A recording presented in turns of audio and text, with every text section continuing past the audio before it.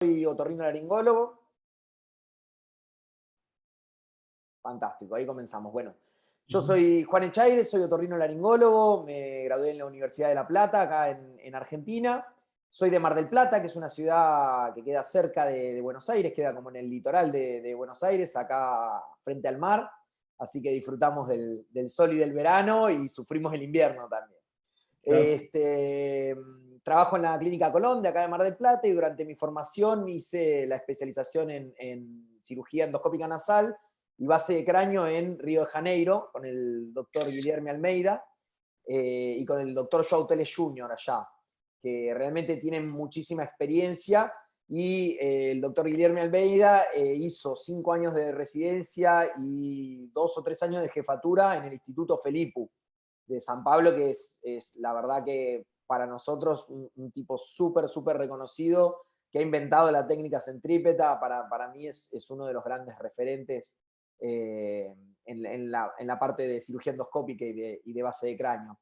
Así que ahí fue donde le agarré todo el cariño a la parte de nariz. Hoy por hoy soy casi exclusivamente rinólogo. Y trabajamos con un servicio de neurocirugía con los que hacemos en conjunto la parte de base de cráneo. Tenemos un equipo bastante lindo armado y me parece que eso es un poco fundamental. Armar buenos equipos, tener la visión del neurocirujano. Ni nosotros nos metemos tal vez en la parte de neuro, ni tampoco los neuros se meten en la parte del manejo endoscópico nasal, ni el momento de llegar a la base. Inclusive la mayoría de las veces nosotros hacemos la apertura de la dura, después lo dejamos seguir al neuro y después retomamos para cerrar nosotros. Me parece importantísimo resaltar eso, el trabajo en equipo es fundamental para mí. Y por suerte trabajar entre colegas, amigos y que siempre te van a estar cuidando la espalda, se hace mucho más fácil. Sí, claro. Así que nada, hoy por hoy estamos trabajando bastante. Con el COVID dio una parada bastante fuerte, unos 6 meses. Acá en Argentina se sintió mucho. Y ahora ya retomando la actividad casi con normalidad. Tenemos una casuística bastante amplia porque manejamos todo lo que es Mar del Plata y la zona de afluencia. Así que por suerte hemos desarrollado un equipo bastante interesante y cirugías realizamos bastante alta complejidad. Así que hoy por hoy estamos muy contentos. Qué bueno, doctor. Este, en cuanto tú gustes, ya puedes compartir tu pantalla. Sí. Genial. Vamos a abrir ahí.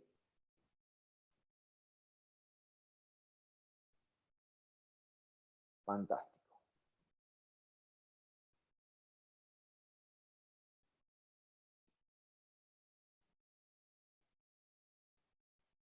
Bien.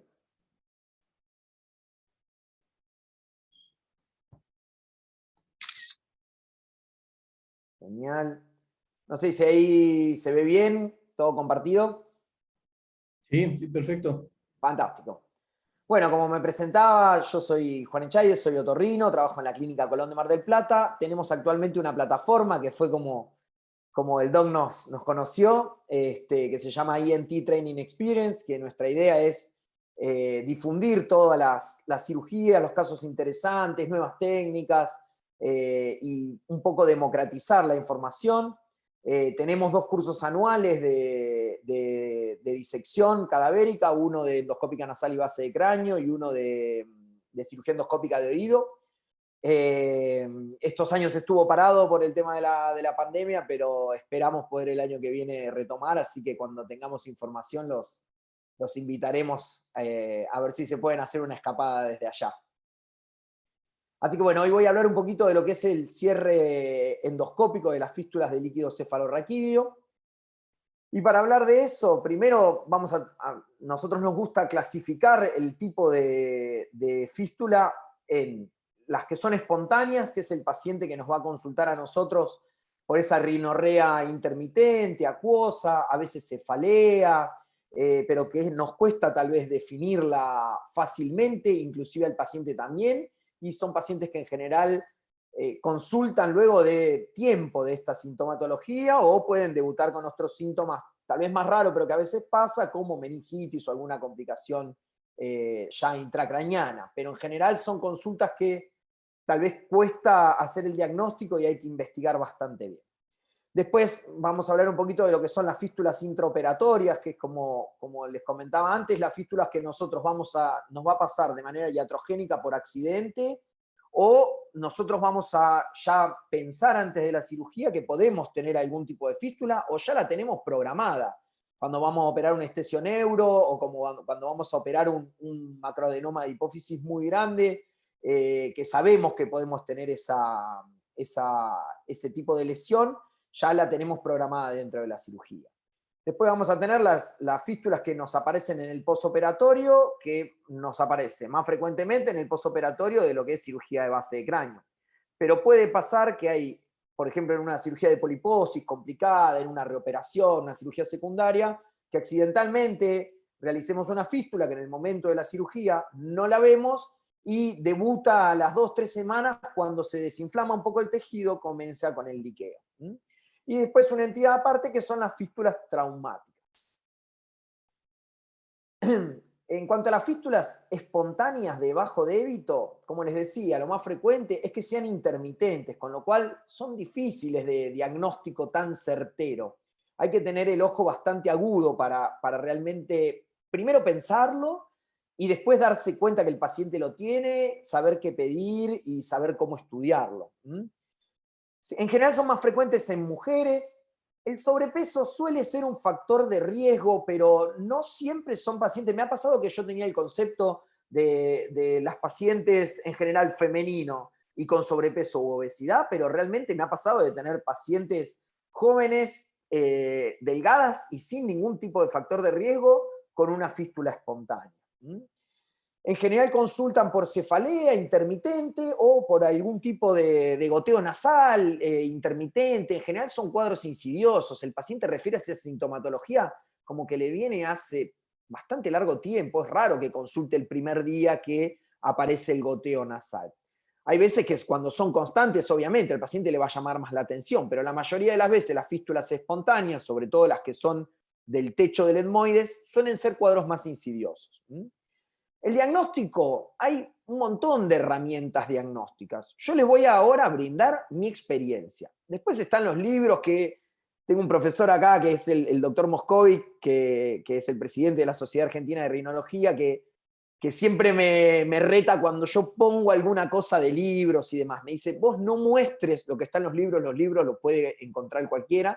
Vos mostrá tu experiencia, mostrá cómo te manejás. Obviamente que hay que seguir las guías, y esto está basado en estudio, pero mostrá tu experiencia. La gente quiere escuchar lo que vos hacés, y me parece que es bastante interesante eso.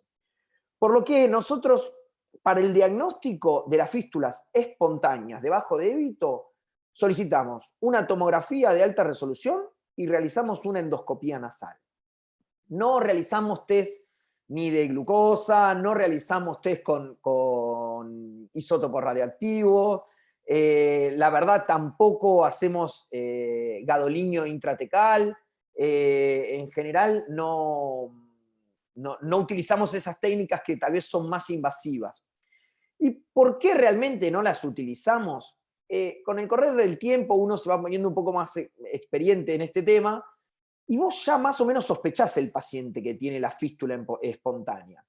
Entonces, ¿para qué realizarle un estudio que tal vez es invasivo? Y aparte nos pasa que tal vez no tenemos la complejidad dentro del hospital y demás, con lo cual yo sospecho que el paciente tiene una fístula espontánea de bajo débito. La fístula va a estar en dos lugares, o en el techo del etmoides o en la pared lateral del efenoides. No hay otro lugar. Con lo cual, si yo realmente la sospecho y me dice, me gotea del lado izquierdo, me gotea del lado derecho, yo voy a ir a buscar, me gotea del lado derecho, voy a buscar el techo del etmoides del lado derecho primero. Ya, si en la TAC de alta resolución veo algún lugar sospechoso, lo busco, pero si no viera nada, inclusive, yo hago una cirugía exploratoria. Realmente hacer una antrostomía maxilar con una etmoidectomía anteroposterior no es una cirugía compleja para el cirujano, para el rinólogo, y ahí les puedo asegurar que me han pasado de encontrar siempre la fístula en el mismo lugar. Siempre está en el techo del etmoides, entre el techo y la pared lateral. Con lo cual, entre el techo y la pared medial, perdón. Ese es el lugar de mayor debilidad de la base del cráneo, y si hay una fístula espontánea, en general hay que buscarla ahí. Puede haber algunos predisponentes, como algunos signos de hipertensión endocraniana, por eso también el sobrepeso y la obesidad se asocian a esto, porque me habla de tal vez un aumento de la presión del líquido cefalorraquídeo. El tratamiento que nosotros hacemos para todas las fístulas espontáneas de bajo débito que tenemos sospecha diagnóstica alta es quirúrgico. Entramos a quirófano, seccionamos el cornete medio, hacemos una etmoidectomía, una antrostomía maxilar y una etmoidectomía anteroposterior, y una vez que localizamos el lugar de la fístula, realizamos un colgajo libre de cornete medio, como les voy a mostrar ahora. A ver ahí.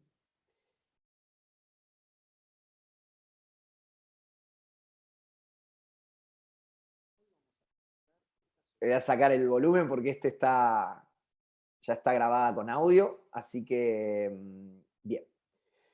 Tenemos una paciente joven, como les decía, sin obesidad, sin sobrepeso, sin ningún factor de riesgo que me haga sospechar en fístula, pero que me consulta por episodios de cefalea intermitente, medio migrañoso, un cuadro medio nada específico, y goteo nasal por la fosa nasal derecha.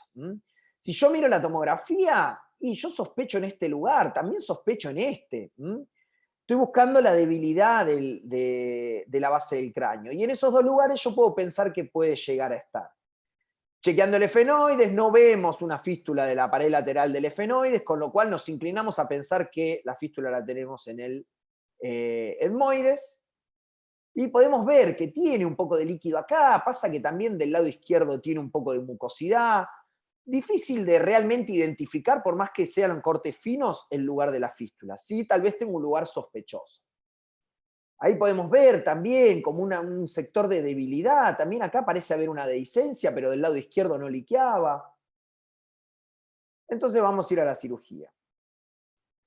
Utilizamos siempre unas valerinas embebidas en una solución de adrenalina. Nosotros usamos 4 ampollas en 10 de fisiológico.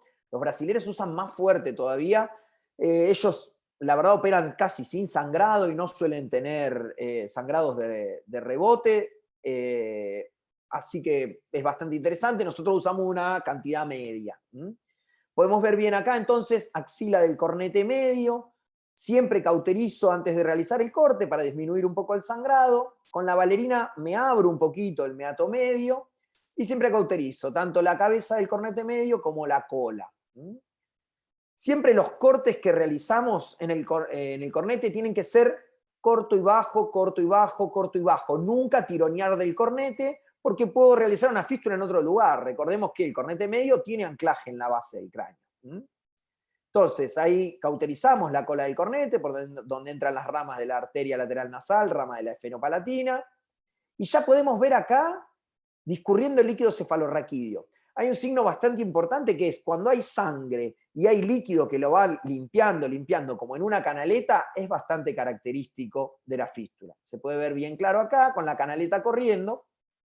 Palpamos la apófisis unciforme y vamos a hacer una uncinectomía anteroposterior.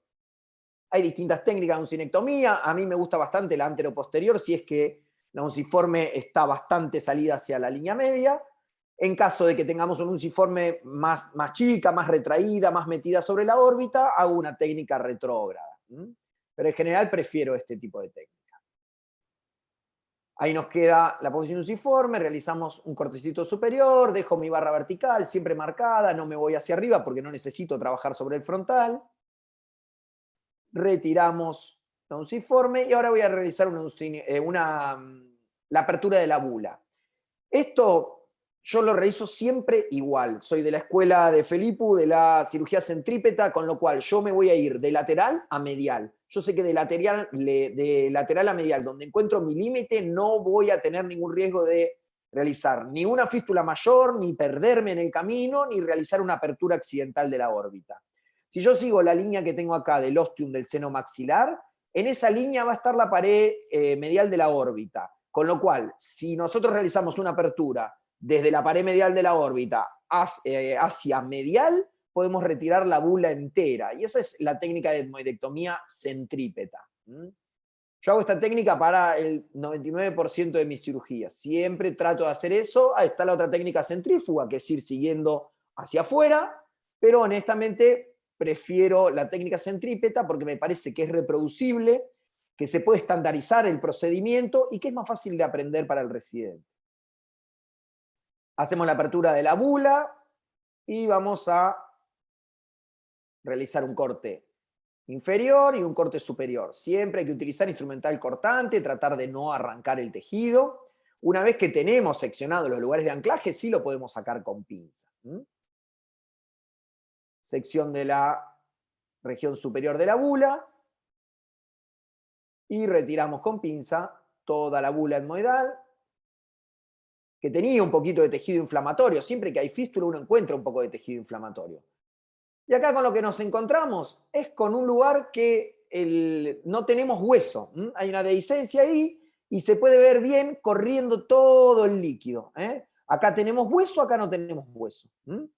Lo que hay que hacer es importante para que el colgajo que yo ponga me pegue, es retirar todo el hueso. Si nosotros ponemos el colgajo sobre ese hueso, no va a pegar. Entonces tal vez uno dice, uy, estoy aumentando la fístula, no hay problema, yo necesito tener toda la dura expuesta para poder trabajar tranquilo y ahí colocar nuestro colgajo. Entonces retiramos todo el hueso y realmente las primeras veces a uno le da miedo porque dice, mirá, tenía una fístula chica debajo de débito y mirá cómo dejé toda la dura expuesta. Pero bueno, es la manera en la que mejor funciona. Siempre los abordajes grandes me dejan ver. Les voy a mostrar en otra cirugía, una cirugía de hipófisis del comienzo nuestro, que realmente la apertura posterior de la pared posterior era chica y por eso se hace la fístula. Para mí, realizar aperturas grandes me permite trabajar tranquilo. Entonces dejamos toda la dura expuesta y podemos encontrar bien claro el lugar de la fístula. Y ahora lo que vamos a colocar es un colgajo que realizamos con el cornete medio. Ahora en la filmina siguiente les voy a explicar cómo se realiza el colgajo ese. Pero el cornete medio ese que sacamos, lo dejamos guardado en fisiológico y luego le sacamos el hueso que tiene respetándole el pericondrio. Entonces tenemos la capa de mucosa y de pericondrio que va a ir a pegar directamente sobre la dura madre. Esto que tiene de este lado es un poquito de Surgicel. Se usa para dos cosas. Por un lado me genera un poco más de pegote para que se pegotee en el postoperatorio y que me realice un buen cierre. Y por otro lado me sirve para marcar el sitio de la mucosa. O sea, yo tengo que poner el colgajo mucoso del lado del pericondrio con la mucosa del cornete apuntando hacia abajo. Si yo lo pusiera al revés, nunca me va a pegar la mucosa con la dura madre. Cualquier cosa que me quieran cortar me interrumpen, ningún problema. Si voy muy rápido también. Entonces, colocamos el colgajo, lo posicionamos, lo presentamos, vemos que nos va a tapar toda la región de la dura madre que tenemos expuesta. Con un palpador lo vamos a posicionar. Es importante que acá no me queden pliegues. Si yo dejo pliegues, eso se llena de líquido y se arma como una bolsa, que en el mejor de los casos se me arma un pseudo meningocele, pero en el peor de los casos ese mismo líquido es el que me va a sacar el colgajo de la posición y que me va a hacer tener una recidiva de la fístula. Lo colocamos, vamos a posicionarlo y le vamos a colocar por encima un poquito de espongostán para apretarlo. Yo no coloco sonda con balón, realmente me parece que eso le agrega una cosa más dentro de la nariz y que cuando el paciente va a la internación o se lo toca, se lo corre y le molesta y termina siendo mucho peor el resultado que si yo solamente le coloco un poco de espongostán para dejarlo en posición y tal vez, si tenemos disponibilidad, la cola de fibrina. Podemos ver ahí cómo ya no tenemos liqueo, está completamente tapada la dura, y con mucha delicadeza, obviamente, para tratar de no correr el colgajo de su lugar, vamos a colocar algunos espongostán que me van a dejar el colgajo en posición. En este caso teníamos cola, por suerte. No sé cómo les pasa a ustedes en México, acá a veces nos cuesta que las obras sociales, las prepagas y demás nos autoricen el material, pero bueno, en este tipo de cirugías la mayoría de las veces podemos contar con una cola de fibrina. Estamos igual. Nos pasa igual, ¿no? Sí, América Latina, no queda otra, ¿qué va a ser? sí, no, estamos igual. Eso es una de las cosas que yo rescato mucho de haberme formado en gran parte en Brasil, porque uno aprende a lidiar con los problemas que tiene. Si yo me hubiera formado en Pittsburgh, no podría ni trabajar acá. Me encanta el laboratorio, es genial lo que tiene en Jacksonville también, pero la verdad que acá nos cuesta hasta conseguir un shaver. Entonces, tal vez me parece que la escuela que tenemos los latinoamericanos nos da mucho más recursos, si bien lo ideal sería poder contar con todo, ¿no? Acá decimos que trabajamos con las uñas. Es que sí, es que termina siendo un poco así, Doc, sí. Sí, Ujú. es así, es lo que nos toca y bueno, por otro lado te da herramientas y yo estoy contento de que me toque trabajar acá también. Bueno, les muestro cómo trabajar el colgajo. ¿Mm? Acá se va a escuchar música de fondo, de quirófano, algo. Ahí estamos despegando todo el huesito que tiene el colgajito de cornete medio, lo vamos pelando ahí. Y ahí podemos ver cómo nos queda. Esta es la región del pericondrio, que es la que va a ir a pegar contra la dura madre. Y del otro lado le vamos a colocar un poquito de Surgicel acá arriba para dejarlo marcado. ¿Eh? Técnica recontra simple, tenemos cornete medio siempre a disposición. Si nosotros retiramos los 2/3 inferiores del cornete medio, no vamos a tener nunca una complicación a nivel del olfato, ni realmente, ni tampoco síndrome de nariz vacía. Tal vez se genere un poco de costra, pero no mucho más que eso. ¿Mm? Doctor Echaide. Sí, dígame. Sí, hola, yo soy Román Garza, soy residente de aquí del hospital ¿Qué tal, Zaragoza. Doc? Nada más tenía una duda, y por ejemplo, este tipo de colgajos del cornete medio, ¿lo prefiere que colgajos vehiculados como el de Haddad Bastegui para este tipo de fístulas de bajo gasto? Mirá, para mí la fístula de bajo débito con colgajo libre en Brasil lo hacíamos todos los días y realmente funciona bárbaro. No he tenido casi casos de recidiva de fístula. El colgajo libre de cornete para el bajo gasto funciona perfecto. Después les voy a mostrar algunas de alto gasto en los cuales sí, los colgajos pediculados realmente han bajado muchísimo la tasa de incidencia de fístulas posoperatorias. Pero realmente para las de bajo gasto funciona súper bien. Es una cirugía relativamente más simple y sencilla que realizar un nasoceptal. ¿Y qué me pasa? Me queda como herramienta el nasoceptal para una recidiva. En general, nosotros de primera intención vamos con cornete medio y si no, si llega a fracasar, ahí sí, para asegurarnos, realizamos el nasoceptal. Pero una vez que usamos el nasoceptal, si fracasa ese nasoceptal, tal vez estamos quemando un arma que tenemos para el caso de una recidiva. Por eso nosotros de primera intención utilizamos colgajo libre. Pero los colgajos Claro, pediculares... entendido, sí, como un abordaje escalonado, ¿no? Exactamente, exactamente. Lo mismo nos pasa Perfecto. Y una duda, más que todo, perdón. Sí, sí, dime, doc. Diga, doctor. No, estaba escuchando. Contame. No, la pregunta va más que todo, por ejemplo, en estos pacientes que usted menciona que ha visto que ¿qué tanto ha visto Ahí se perdió un sí, poquito la qué comunicación, tan perdón. relacionado ha visto esta hipertensión intracraniana no diagnosticada en estos pacientes con fístulas espontáneas de bajo grado? En, Eh, en Después general, los manda como a neurología para ver si tienen algo al respecto o cómo. en general los evaluamos con el equipo de neurocirugía y realmente, si te tengo que decir algo, el paciente que muchas veces Sí. fracasa es el que sí tiene Ahorita la le hipertensión repito endocraniana. la pregunta.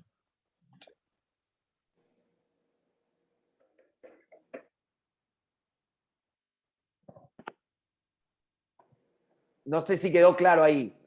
Sí, doctor. Si quieres, O puedes continuar. sea, de primera intención, y puedo decirte que tal vez el que puede llegar Sí, a muchas fracasar gracias. es el que tiene síndrome de hipertensión endocraniana. Entonces, ahí sí tal vez vamos hacia Voy a consulta preguntar. de neurólogo y demás. ¿Mm?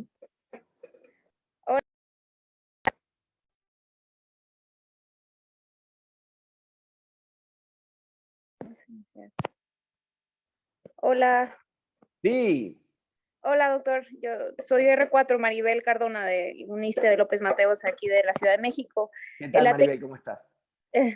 la técnica que usó ahí, no me di cuenta si fue underlay, el cornete medio, el injerto libre lo puso entre la dura y la base del cráneo. No, directamente lo apoyé. Es un overlay directamente apoyado ahí. Ok, En el caso de la fístula de bajo débito, en general el agujerito de la fístula es muy chico. La exposición de la dura es mucho más grande que la parte donde realmente liquea. Con lo cual, realizando directamente un overlay ahí, posicionándolo bien, colocando un poco de cola de fibrina, honestamente casi no tenemos fracasos. Y en el caso de los que hemos tenido fracasos, se ha resuelto con un nasoseptal, y la mayoría de los pacientes que hemos tenido fracasos sí ha sido por pacientes que tal vez tenían una hipertensión endocraniana no diagnosticada previamente, tal vez por nosotros, por no haber hecho tal vez el estudio previo, pero muchas veces nos pasa, ¿no? ok. Otra pregunta, ¿algún tip para medir con qué instrumento mide o es calculado, ya que estamos ahí, el defecto, cómo lo mide? Mira, una buena manera es cortar una valerina o lo que usen o gasita y lo colocás. Es la medida justa. Ya, En general, lo bueno es que lo ideal sería que sea un tercio más grande que el defecto que tenés. O sea, que sobre un poco hacia los costados, pero no demasiado. Cuando sobra demasiado, se te forman esos pliegues que te decía que tal vez te pueden llegar a complicar la cosa. Con lo cual, claro. vos lo pensás el colgajo como para que te sobre un tercio de todo el perímetro del defecto. Perfecto, muchas gracias. Y una buena manera, colocás una valerina con el tamaño, lo volvés y después medís con el colgajo. Claro, gracias. No, por favor. De hecho, creo que tengo en alguno de los videos tengo mostrado también cómo lo hacemos. Saliendo de las fístulas espontáneas, que en general son de bajo débito y las resolvemos de esa manera, y si tenemos un fracaso vamos a pensar en un nasoseptal, vamos a ir a las fístulas intraoperatorias. En general pueden ser fístulas que realicemos de manera accidental, en el caso de etmoidectomía o abordaje al frontal. Hay algunos frontales medio difíciles, muy chicos, que tal vez si no estamos muy cancheros con la cirugía del frontal puede llegar a haber una fístula. Y entonces yo por eso también siempre digo que resolver una fístula para cualquier cirujano endoscópico nasal es una cosa fundamental. No podemos hacer una cirugía en la cual haya una complicación que nosotros no sepamos manejar. Y ya si nos estamos metiendo en el etmoide, si vamos a ir al frontal y demás, tenemos que saber cómo cerrar las complicaciones, como no operar unos cornetes y no saber resolver una epistaxis, con lo cual me parece súper interesante tener el manejo de este tipo de cirugía, que la verdad que no es tan compleja. Una vez que vos encontrás el lugar de la fístula, colocás en la mayoría de las veces un colgajo libre y funciona súper bien. ¿Qué nos puede pasar también? Accidental dentro de la cirugía de base de cráneo, que nosotros vamos a sacar un macroadenoma relativamente chico, que no vamos a tener una fístula, o por lo menos no está programada, y ahí tenemos el accidente de la fístula. Y después tenemos las otras, que son las que nosotros ya pensamos, que son los tumores, ya sean nasales con invasión del sistema nervioso central, o los tumores del sistema nervioso central que invaden la nariz. O en el caso de los macro muy grandes, o los craneofaringiomas, que en general, hoy por hoy, no estamos todavía haciendo una técnica endoscópica pura. En general hacemos abordaje combinado cuando tenemos craneofaringioma. Con lo cual, son los distintos tipos de fístulas intraoperatorias que podemos llegar a tener. Esta era la cirugía que yo les comentaba, que si ustedes ven, esta es una de las primeras cirugías de hipófisis que hemos hecho. Y cuando yo muestro la apertura, me da un poco de vergüenza mostrar esta apertura de la pared posterior y tener toda esta cantidad de hueso, porque el defecto lo hicimos con la cureta, cureteando a ciegas, tratando de retirar la parte superior del tumor, y ahí se rompe el aracnoides. Obviamente, cuando estás trabajando sobre el techo de la silla, es el lugar más riesgoso para realizar una fístula. Con lo cual, siempre que realizamos cirugía sobre los macroadenomas, primero abrimos, dejamos que baje con la misma pulsión, trabajamos de un lateral para que no nos quede macroadenoma en el lateral, porque si nosotros vamos a superior primero nos va a bajar la aracnoides y no nos va a permitir sacar las partes laterales. Y si queremos sacar las partes laterales vamos a tener que levantar ese aracnoide y probablemente le realicemos una fístula iatrogénica, con lo cual realizamos la apertura de la dura madre, comienza a bajar el tumor solo, trabajamos sobre un lateral, trabajamos sobre el otro lateral, retiramos todo el piso del tumor y trabajamos sobre el techo, lo que sería el techo de la silla, solamente cuando nos queda sacar la última parte. Si nosotros trabajamos a ciega, con curete y demás, 99% de las veces vamos a hacer una fístula. ¿Qué fue lo que nos pasó acá? Una apertura muy chica, era de las primeras cirugías que hacíamos, y realmente nos fuimos para arriba y realizamos una fístula. ¿Cómo realizamos el control de la fístula? Primero rellenamos la silla con un poco de Spongostan, podemos ver ahí cómo está controlado, y colocamos un nasoseptal que habíamos tallado. Siempre en este tipo de cirugías, al principio nosotros hacíamos nasoseptal en todas las cirugías, después con la evolución fuimos viendo que realmente las cirugías que no íbamos a tener fístula, hacíamos solamente rescue flap, para no quemar esa opción. Para mí el nasoseptal lo respeto todas las veces que puedo. De primera intención nunca uso un colgajo pediculado, salvo que sea una fístula de alto débito o una fístula que yo ya sospecho que va a andar mal o un tumor grande o demás. Con lo cual ahí colocamos un poquito de Spongostan y rebatimos el nasoseptal. Importante nuevamente lo mismo que los colgajos libres, que no me queden pliegues y que no se me tuerza acá, porque la irrigación va a entrar por acá. La nasoseptal viene por acá y nosotros lo posicionamos. Y acá lo mismo, yo no coloco sonda Foley, lo único que colocamos es un poquito de Spongostan y realmente queda pegoteado. Cuando uno le coloca la cola de fibrina, ahí ponemos un poquito de Spongostan con un poco de Surgicel.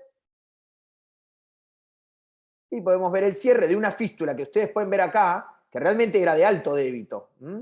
Y lo podés ver acá, sobre el final de la cirugía, cómo realmente con el colgajo no debita nada. El colgajo para este tipo de accidentes intraoperatorios o para las fístulas de alto débito es súper interesante. ¿Qué es lo otro que nos puede pasar? Fuera de las fístulas intraoperatorias, nos pueden pasar dos cosas. Que nosotros tengamos una fístula posoperatoria porque en el momento de la cirugía no la vimos, que eso es lo que suele pasar muchas veces con las fístulas accidentales en las cirugías de poliposis y demás, que cuando baja el edema ahí sí empieza a liquear. Y nos puede pasar que no la veamos realmente, a veces pasa. Y lo otro que nos puede pasar, que es bastante raro, es que aparezca después, a las semanas, ¿viste? A las 2, 3 semanas de la cirugía, es raro que aparezca una fístula. Cuando aparecen fístulas que les puedo asegurar que yo, la cirugía que les voy a mostrar ahora, estaba seguro que lo habíamos cerrado, que no habíamos tenido fístula y que estaba todo perfecto, cuando nosotros sacamos un macro muy grande. El macro muy grande me puede dejar una silla turca vacía que me haga que ante cualquier esfuerzo baje el aracnoides y se me genere una fístula posoperatoria a las 2, 3 semanas. Con lo cual es importante rellenar la silla cuando sacamos tumores grandes. Esta es habíamos hecho una cirugía, un abordaje endoscópico, y la paciente tuvo unos episodios de vómitos por una indigestión a las 2, 3 semanas de cirugía, y nos consultó por una fístula clara. Realmente era una fístula clara, de alto débito, se podía ver bien liqueando ahí, y podemos ver toda la apertura que tenemos acá. Ahí vamos a separar un poquito la dura de la apertura del marco óseo que nosotros habíamos fresado. Y una vez que tenemos bien expuesto, vamos a tallar nuestro colgajo. Vamos por el piso, este es el septum, este es el cornete inferior, venimos por el piso de la fosa nasal, nos vamos hacia anterior, realizamos, siempre me vengo lo más adelante posible. La punta de Colorado para este tipo de cirugía, la verdad que es excelente, tiene una definición de corte espectacular. Y acá hay una cosa súper importante. ¿Ven esta canaleta acá? Esta canaleta es la impronta de las ramas de la arteria nasoseptal. La más grande siempre me genera esta canaleta. Si yo no veo esta canaleta, es probable que esté pasando fuera del plano. Y si paso fuera del plano, lastimo las arterias que me van a dar la nutrición a ese nasoseptal. Con lo cual es súper importante, a mi modo de ver, la cirugía endoscópica nasal, yo todos los tabiques los hago endoscópicos. Hago la primera incisión, obviamente con frontoluz, pero después trabajo todo endoscópico. Y eso me ha dado la mano para ir siempre por el plano y podemos ver bien claro acá cómo se ve la impronta de todos los vasos. Ahí vamos a ir despegando. Ahí siempre muestro cómo se ve bien ahí la impronta. Despegamos todo el colgajo y lo guardamos en el cabum. Y acá te voy a mostrar justo lo que preguntabas, que era cómo medíamos. Nosotros colocamos Spongostan, podemos ver ahí cómo está frenada el liqueo, y colocamos una valerina. Y podemos ver que esa valerina relativamente me va bien ese tamaño. En este caso, como era una paciente que ya la habíamos operado y teníamos una fístula de alto débito en una paciente compleja, era también una paciente obesa, con lo cual probablemente tuviera una presión intracraneana de líquido cefalorraquídeo mayor, vamos a colocarle un poco de fascia lata para frenar, y eso sí lo vamos a colocar underlay entre la dura y el hueso, y después le vamos a colocar un nasoseptal overlay. Y ahí ves como yo lo medí, le doy un poquito más de margen porque necesito que sea un tercio más grande para que yo lo pueda desplegar y ponerlo entre el hueso y la dura madre. Entonces, ahí tallamos bien la fascia y la vamos a ir a colocar. Entonces, primer paso, llenamos de Spongostan, cortamos un poco el liqueo, podemos trabajar tranquilos, realizamos la disección entre la dura y el remarco óseo,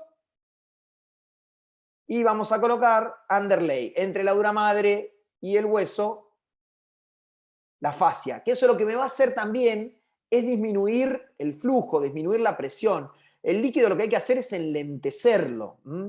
Si nosotros dejamos la fístula de alto débito y que tenga débito, probablemente se nos filtre por algún lado del naso septal. Esta maniobra es bastante delicada, es algo que no es tan fácil de hacer realmente, colocar la fascia, pero bueno, una vez que uno va agarrando práctica, la verdad que tampoco es nada súper imposible. Entonces ahí podemos ver bien cómo está conteniendo todo el Spongostan que le colocamos, la presión del líquido, se puede ver cómo late. Podemos ver ahí que ya no tenemos pérdida de líquido cefalorraquídeo. Se ve bien claro, y ahí la misma presión me hace que eso quede apoyado. Me hace como un tapón, es como si pusiéramos un corcho que pasa y que después no puede volver. Y ahí vamos a posicionar el nasoseptal overlay. Siempre importante, como les decía, que no queden pliegues, que quede bien apoyado sobre todo el reborde. Y ahí podemos verlo posicionado, ocupando toda la pared posterior.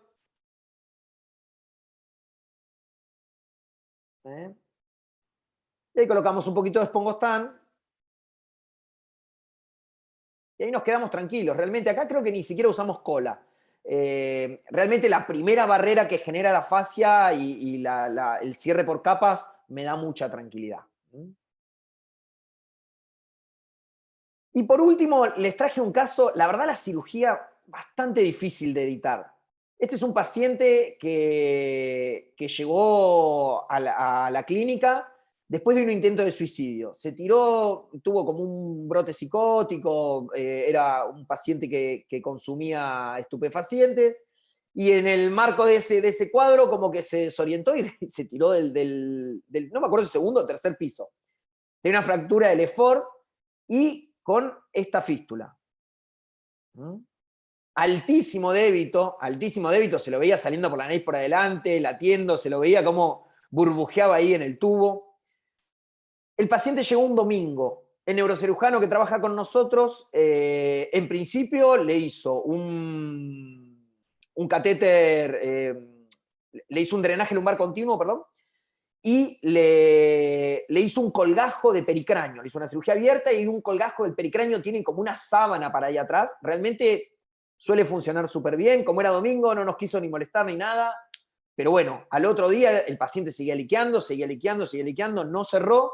No sabemos si es que quedó corto el pericráneo, si es que el paciente realmente la fractura era tan grande y la fístula de tan alto débito que no alcanzó con eso.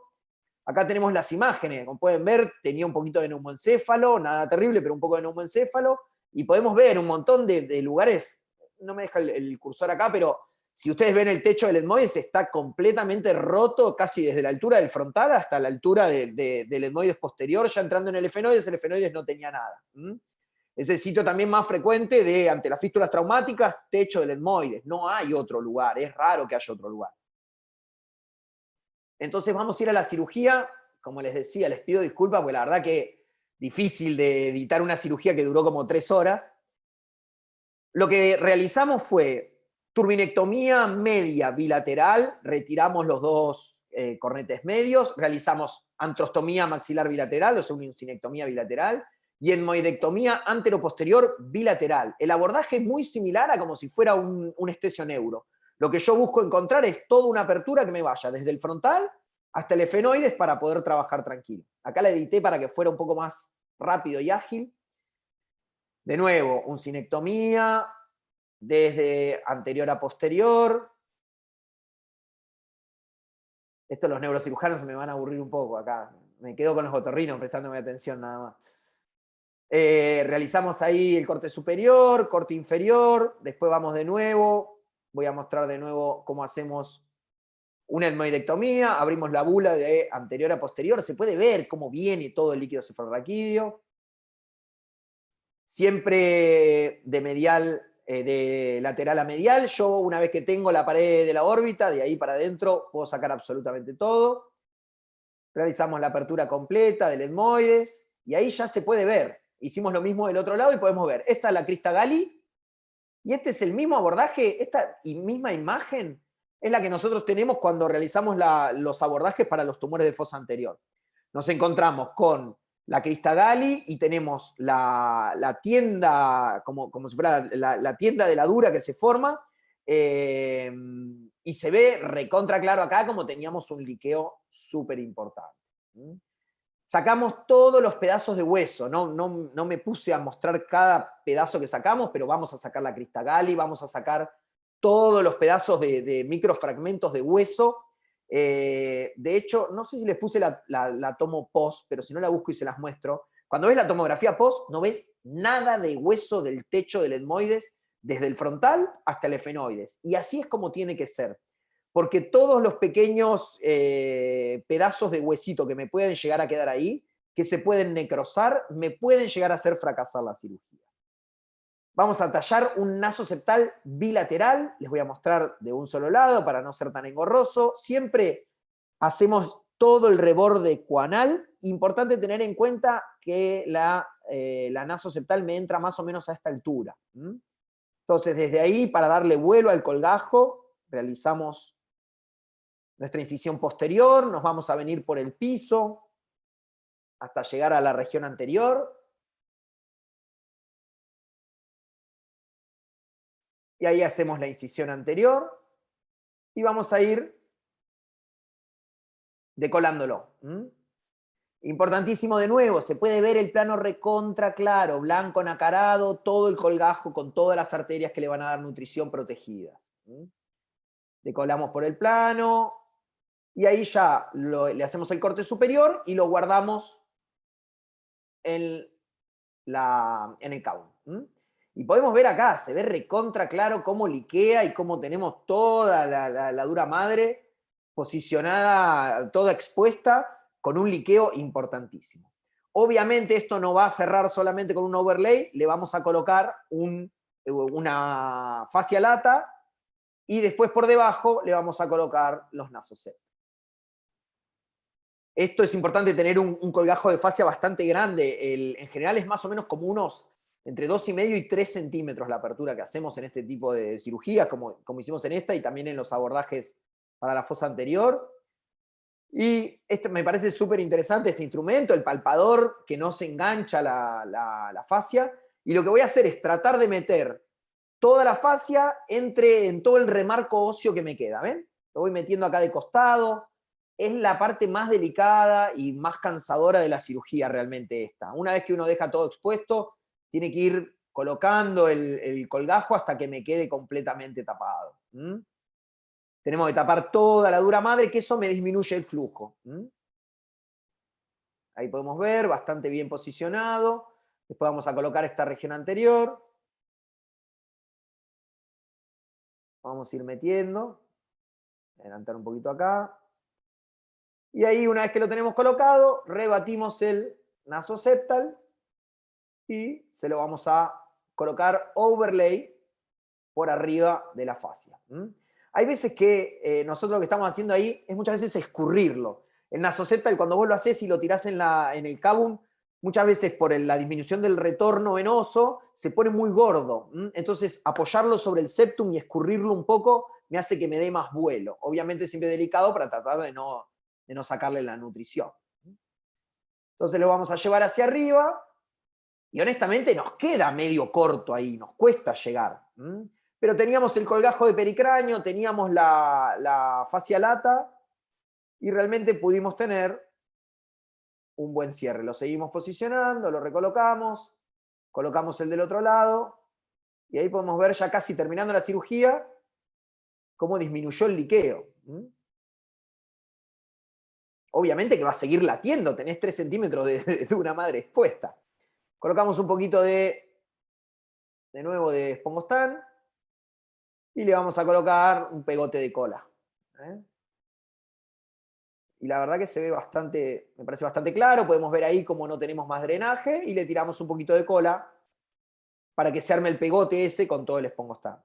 Esto, las costras las sacamos cuando termina el paciente el postoperatorio. O sea, en este caso realmente cerró súper bien, le salvamos la vida al paciente que, aunque haya sido un intento de suicidio medio extraño, realmente estaba muy agradecido porque él dice que no se acuerda de nada, que realmente estaba consumiendo y que perdió la noción como de lo que estaba pasando y se quiso suicidar. Acá podemos ver el post. Voy a sacar el volumen.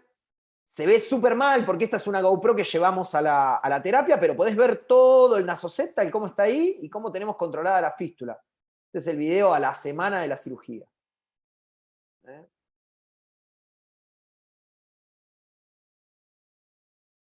Así que, bueno, básicamente esto es lo que tenía para mostrarles. Agradecerles, invitarlos a que nos sigan en las redes con nuestro proyecto. Si tienen casos que les gustaría compartirnos, también estamos recontra abiertos a eso. Nuestra idea es que era un proyecto colaborativo que siga creciendo y poder realizar estos intercambios. Así que bueno, muchas gracias. De nuevo, doctor, muchas gracias. Una presentación excelente. Bueno, muchas Creo que gracias. cumplió con todas nuestras expectativas. No sé si alguno de los doctores presentes quisiera hacer alguna pregunta, alguna otra duda que tengan.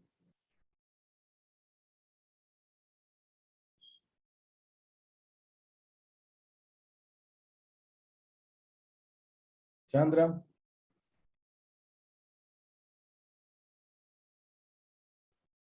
Se durmieron, se fueron, Doc, nos dejaron solos. Ya se durmieron, creo. Sí. Ha de ser la hora más que nada. Perfecto, Doc. Bueno, nada, mil gracias, Doc, por la invitación. Realmente No, al contrario, un placer doctor, te y un honor. agradezco. Y pues espero que no sea la primera ni la última vez que nos puedas platicar de alguna de tus otras experiencias que tengas en cirugía de base de cráneo, sobre todo de base de cráneo anterior. Por favor, más que placentero charlar con ustedes y un honor, como te decía, realmente, que para nosotros que vivimos en la otra punta del mundo, que nos convoquen para dar alguna charla, hablar de algún tema, es siempre un honor y un placer. No, y como dijiste al principio, es importante a veces pues estar abiertos a otra forma de ver las cosas, ¿de acuerdo? Pero pues realmente pues no difiere mucho, o sea, nuestras carencias pues son, ahora sí que nuestras carencias de toda Latinoamérica, ¿no? Son muy y similares. obviamente, pues sí, hay muchas técnicas en las cuales sí, mucha gente utiliza aún todavía el balón. Por ahí en alguna plática mencionaban el poner el colgajo libre de cornete, pero al revés, la mucosa hacia la fístula. En serio, eso me resulta raro porque en general no pega. No, no, no. A mí también se me hacía muy... Sí, aparte te puede hacer un mucosele por el tema de la mucosa nasal, que me va a quedar cerrada para arriba, puede hacer un mucosele para arriba tranquilamente. Claro. Sandra. Hola, doctor. Mucho gusto, muchísimas gracias. Yo tengo una duda. Cuando Sí, llego dígame. a usar fluoroceína, ¿con qué la diluye? ¿Prefiere alguna solución en especial? ¿Cuánto tiempo antes de la cirugía? ¿Coloca al paciente en Trendelenburg o no?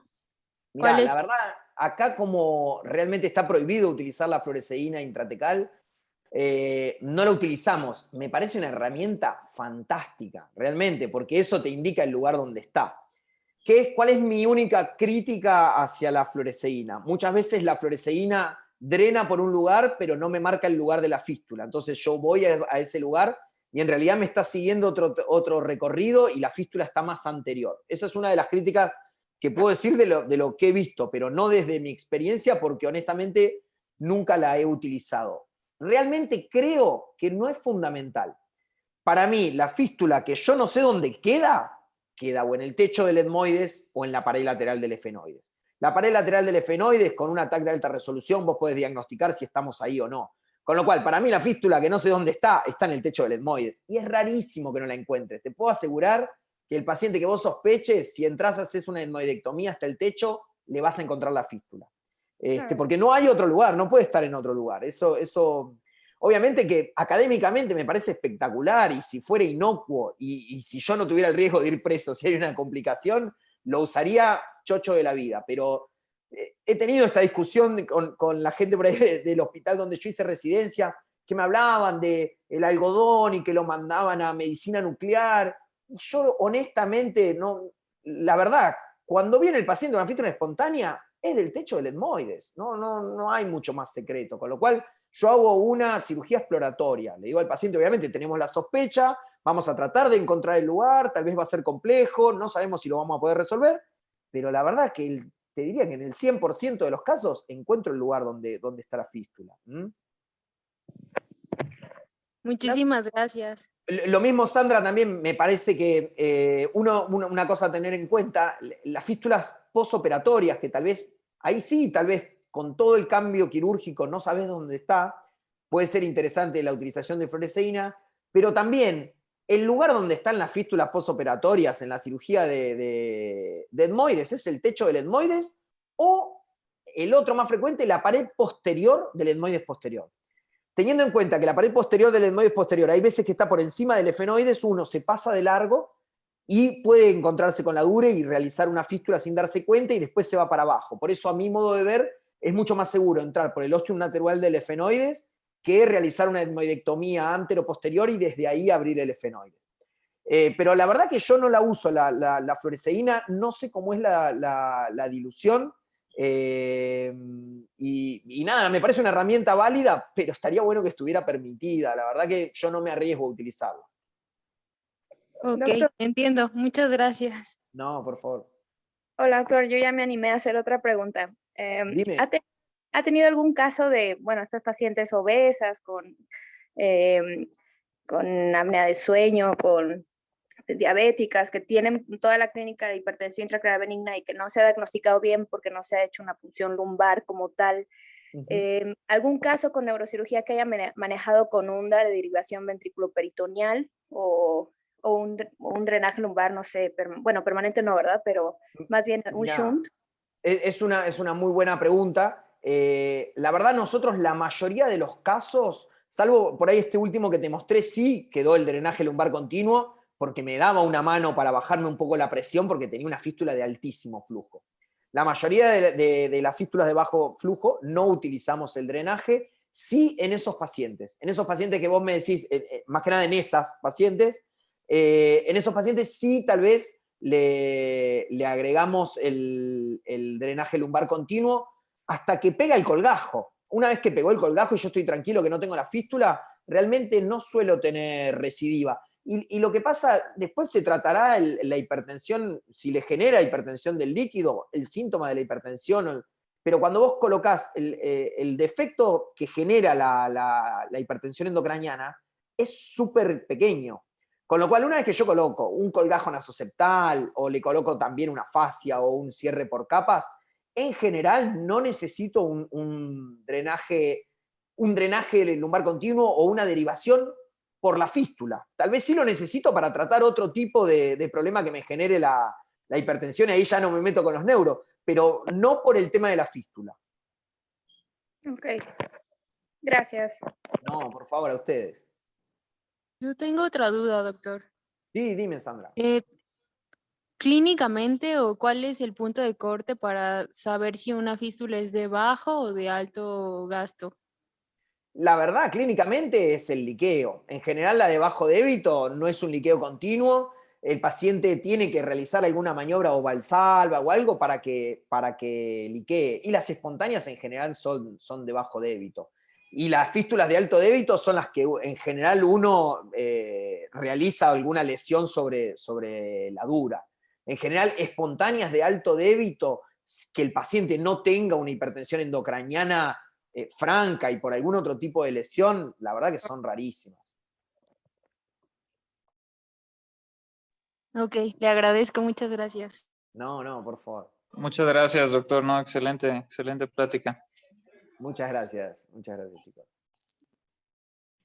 Pues doctor, muchas gracias. Y pues sí, como te decía, espero que no sea la primera ocasión que estemos conectados por esta vía. Por favor, Doc, muchas Esto gracias. fue lo Quedo bueno que a su nos dejó la pandemia. Es verdad, ¿eh? Es La verdad. conexión.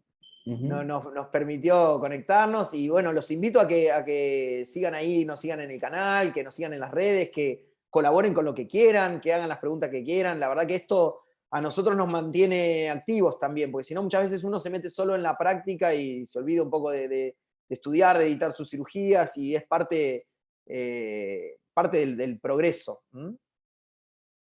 ¿Y es un canal de YouTube o la Sí. página? Es un canal de YouTube, un Instagram y un Facebook que se llama ENT Training Experience. ENT Training, perfecto. Exactamente. Tiene el loguito. Yo ahí se los muestro, a ver. Ahí no sé si estoy compartiendo todavía. Sí. Directamente por ahí. Cualquier cosa me escriben un mail, me mandan un mensaje de WhatsApp, lo que necesiten. Perfecto. Muchísimas gracias, doctor. A seguirlo. No, por favor, gracias a ustedes. Muy bien, doctor, pues nada más nos resta que agradecerte y pues estamos en contacto. Doc, muchísimas gracias a usted por la invitación, a todos los que estuvieron prestando atención ya viernes a esta hora difícil. Así que bueno, un saludo a todos y buen fin de semana. Nos estaremos viendo cuando ustedes quieran, yo estoy a disposición. Claro que sí, doctor. Muchísimas gracias. Un abrazo, doctor. Excelente fin de semana. Muchas gracias igualmente para todos.